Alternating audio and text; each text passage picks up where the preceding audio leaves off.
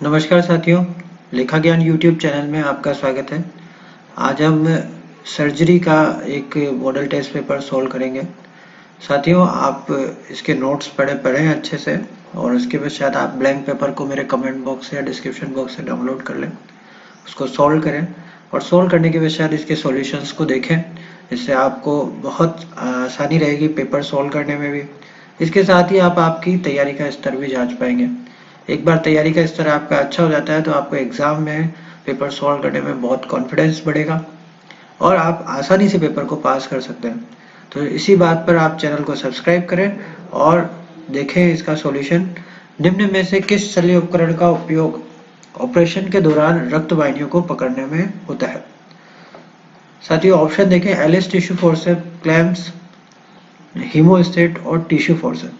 साथियों, रक्त वाहिनियों को जो पकड़ा जाता है वो इसलिए पकड़ा जाता है ताकि क्लैम्प्स के द्वारा, या रक्त वाहिनियों को इसलिए पकड़ा जाता है ताकि उनसे जो होने वाला हेमरेजेस है उसको रोका जा सके, हेमरेजेस को चेक किया जा सके। इसलिए हीमोस्टेट्स का उपयोग किया जाता है रक्त वाहिनियों को पकड़ने के लिए।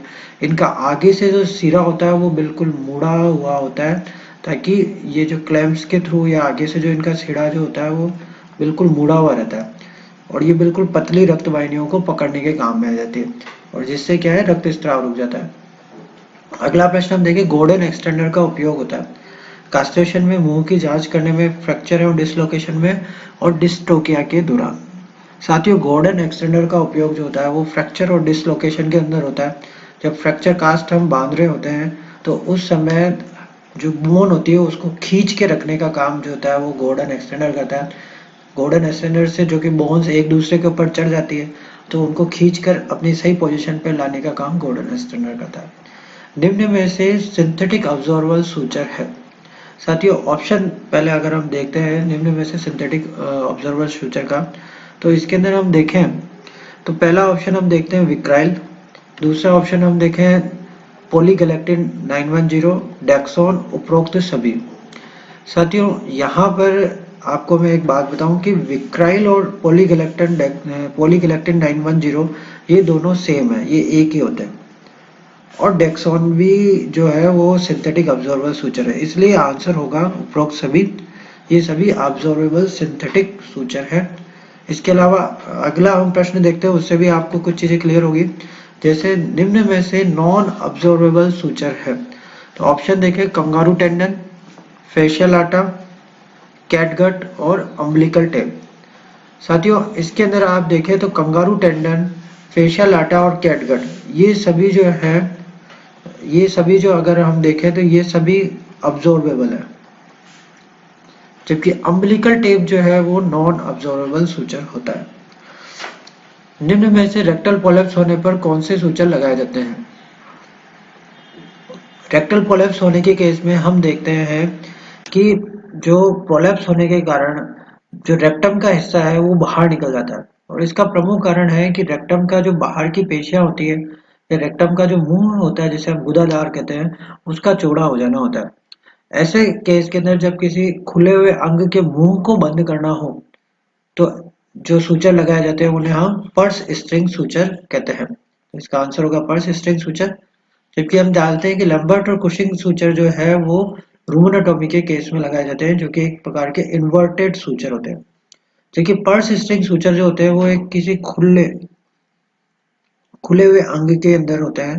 मान लीजिए कोई खोखला अंग है तो उसके चारों तरफ इस तरह से लगाए जाते हैं, एक तरफ से शुरू करते हुए इस तरह से लगाए जाते हैं और सारे सूचर्स को खींच लिया जाता है जिससे उसका मुंह बंद हो जाए। ये इसी तरह के सूचर होते हैं जो कि पुराने जमाने के अंदर जो सिक्कों की थैली हुआ करती थी तो उसके जो चारों तरफ धागा होता था और उसको जब खींच लिया जाता था तो उसका मुंह बंद हो जाता था। ये उसी तरीके से काम करते हैं। अगला प्रश्न हम देखते हैं। निम्न में से स्थानीय निश्चेतक है? ऑप्शन देखें। कोकेन, लिग्नोकेन, एथिल क्लोराइड और प्रोक्सबिन। साथियों, ये सभी स्थानीय निश्चेतक का कार्य करते हैं, इसलिए इसका आंसर होगा उपरोक्त सभी। अगला प्रश्न हम देखें। स्थानीय निश्चेतन का कार्यशील समय बढ़ाया जा सकता है? साथियों, ऑप्शन अगर हम देखें स्थानीय निश्चेतक का कार्यशील समय बढ़ाने के लिए, तो इसके अंदर हम देखते हैं पहला ऑप्शन है एपिनेफ्रिन, दूसरा ऑप्शन हम देखते हैं हाइलुरोनिडेस, तीसरा ऑप्शन हम देखते हैं एट्रोपिन और चौथा ऑप्शन देखते हैं मॉर्फिन। साथियों इसके अंदर आंसर होगा एपिनेफ्रिन। एपिनेफ्रिन जो होता है उससे समय बढ़ जाता है, जबकि हाइलुरोनिडेज से हम देखते हैं एरिया बढ़ता है। इसी स्थानीय निश्चेतक का जो एरिया होता है अगर उसे बढ़ाना है तो हाइलुरोनिडेज का उपयोग होगा, और एपिनेफ्रिन से हम देखते हैं कि उसका समय बढ़ जाता है, कि वो अधिक समय तक कार्य करता है। जबकि एट्रोपिन जो होता है वो प्री एनेस्थेटिक के रूप में काम लिया जाता है, जो कि बहुत बार आंखों की पुतलियों को चौड़ा करने के काम में, इसके अलावा शरीर की विभिन्न ग्रंथियों से होने वाले स्त्राव को रोकने का काम करता है, जैसे सलाइवा को रोकने का, या फिर आमाशय से स्रावित या आंत्र से स्रावित विभिन्न प्रकार के एंजाइम्स या स्त्रावों, इनको कम करने का काम करता है। न्यूरोलेप्टिक एनाल्जेसिक एजेंट है। साथियों बहुत इंपॉर्टेंट प्रश्न है, न्यूरोलेप्टिक एनाल्जेसिक एजेंट क्या है? ऑप्शन अगर हम देखें तो ड्रोपेरिडोल, फेंटानिल, उपरोक्त दोनों को साथ में दिया जाए, या बार्बिट्यूरेट।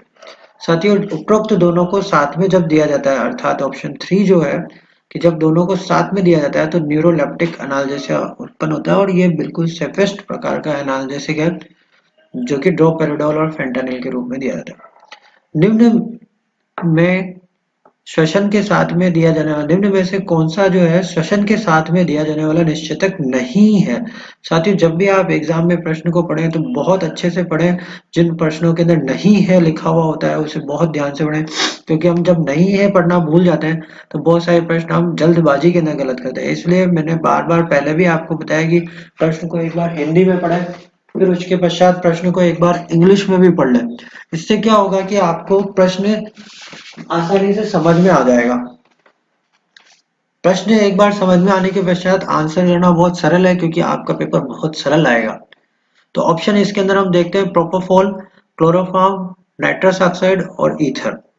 साथियों क्लोरोफॉर्म, ईथर, नाइट्रस ऑक्साइड ये सभी जो है श्वसन मार्ग के द्वारा सुंघा कर दिए जाते हैं, जबकि प्रोपोफॉल जो है वो इंजेक्शन के रूप में लगाया जाता है। निम्न में से सींग को निश्चेतन करने के लिए उपयोगी है? ऑप्शन देखें, मेंटल नर्व ब्लॉक, हॉर्नुअल nerve block, corneal nerve block, frontal nerve block. साथियों इन सभी के अंदर हम देखें तो आंसर होगा cornual nerve block. Corneal nerve block का उपयोग निश्चेतन के अंदर किया जाता है सींग को हटाने के लिए। साथियों हॉर्नुअल नर्व ब्लॉक कुछ होता ही नहीं है, हॉर्न से बना दिया गया है, इसलिए हॉर्नुअल बोला। मेंटल नर्व ब्लॉक जो होता है वो जीभ यानी टंग का अगर कोई ऑपरेशन अपन को करना है तो उसके लिए उपयोगी है। देखिए फ्रंटल नर्व ब्लॉक जो है वो ट्रिफाइनिंग करने के काम में आता है, और इसका उपयोग भी अलग चीजों के अंदर होता है, लेकिन इसका आंसर होगा सींग को निश्चेतन करने के लिए उपयोगी। अगला प्रश्न हम देखें, निम्न में से सुमेलित नहीं है। अगेन देखें ये नहीं पूछा है कि निम्न में से सुमेलित नहीं है, और ये कैटल के अंदर पूछा जा रहा है। तो ऑप्शन अगर हम देखते हैं, पहला option caudal epidural anaesthesia, last sacral और फर्स्ट कॉक्सियल वर्टिब्रा के बीच में, और lumbar sacral epidural anaesthesia last lumbar और फर्स्ट सेक्रल के बीच में।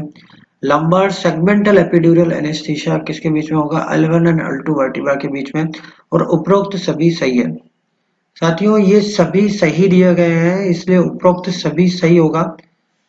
आप अच्छे से समझ लें कि कॉडल एपिड्यूरल एनेस्थीसिया क्या होता है कि जब हमको पूंछ काटनी होती है तो यहाँ पर क्या करते हैं कि जो अंतिम सेक्रल और कॉक्सिजल, कॉक्सिजल तो बहुत सारी वर्टिब्रास एक साथ होती है, और अंतिम जो सेक्रल वर्टिब्रा होती है उसके बीच में क्या है कि हम इंजेक्शन लगाते हैं और इससे हम इलाज करते हैं। तो ये हम देखते हैं प्रोलैप्स के केस में भी उपयोगी है, या जब हम इलाज कर रहे होते हैं पूंछ काटना होता है तो उस केस में ये कॉडल एपिड्यूरल एनेस्थीसिया लगाते हैं।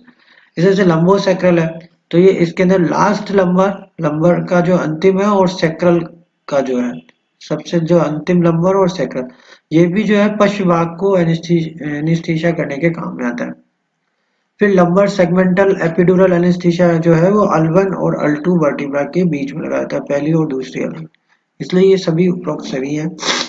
अगला प्रश्न हम देखें, धार वाले उपकरण एंडोस्कोपिक बल्ब, कैथेटर इत्यादि का निर्जमीकरण किया जाता है। साथियों ऑप्शन अगर हम देखें तो पहला ऑप्शन है फॉर्मेलिन, क्लोरोक्सिनॉल, ड्राई हीट और मॉइस्ट हीट।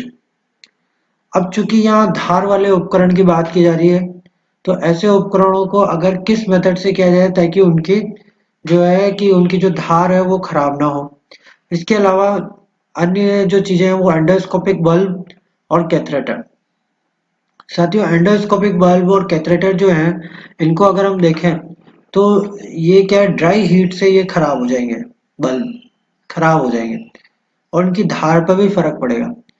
मॉइस्ट हीट होने पर तो ये पक्का ही खराब हो जाएंगे, क्योंकि मॉइस्ट हीट से इनके अंदर जो है इनका जो लोहा है वो खराब हो सकता है, या जो जिससे ये उपकरण से बने हैं उसके अंदर खाट भी आ सकती है।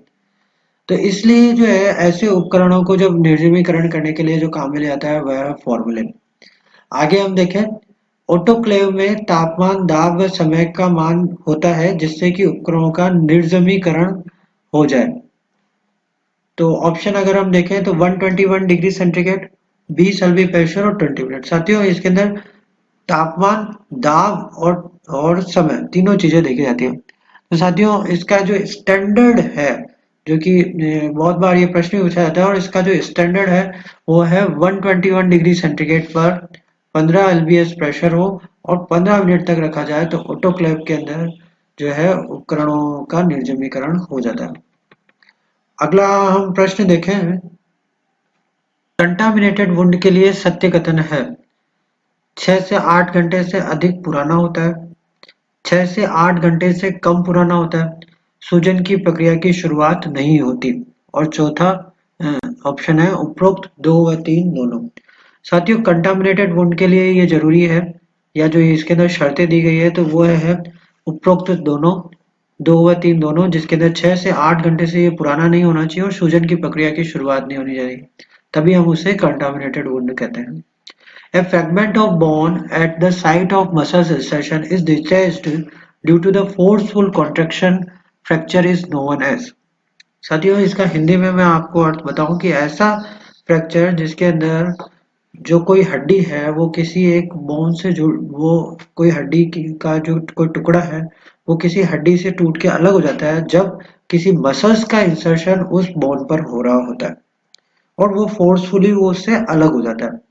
तो इसके आंसर ऑप्शन देखें, impacted would, avulsion would, communicated would और articular articular fracture. Impacted fracture, avulsion fracture, communicated fracture और आर्टिकुलर फ्रैक्चर। आंसर इसका होगा एवल्जन। साथियों होता क्या है इसके अंदर, मान लीजिए कोई एक बोन है, वो इस तरह से है और उसके किसी भाग से मसल्स अटैच है। जैसे अपन जानते हैं कि मसल्स अटैच रहती है, वो उसके किसी भाग से मसल्स अटैच रहती है क्योंकि मसल्स ही वो उसको मूवमेंट कराती है।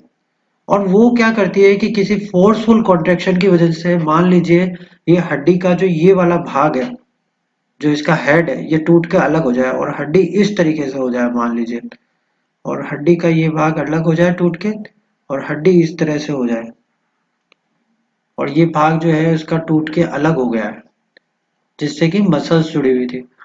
तो इस प्रकार के जो फ्रैक्चर को हम कहेंगे वो कहलाएगा एवल्जन। निम्न में से क्या फ्रैक्चर इमोबिलाइजेशन में उपयोगी है? Plaster cast, modified Thomas splint, intramedullary pin और ऑल। साथियों ये सभी उपयोगी है। फ्रैक्चर इमोबिलाइजेशन का मतलब होता है कि फ्रैक्चर का अर्थ होता है कि दो हड्डियों का या किसी हड्डी का टूट जाना।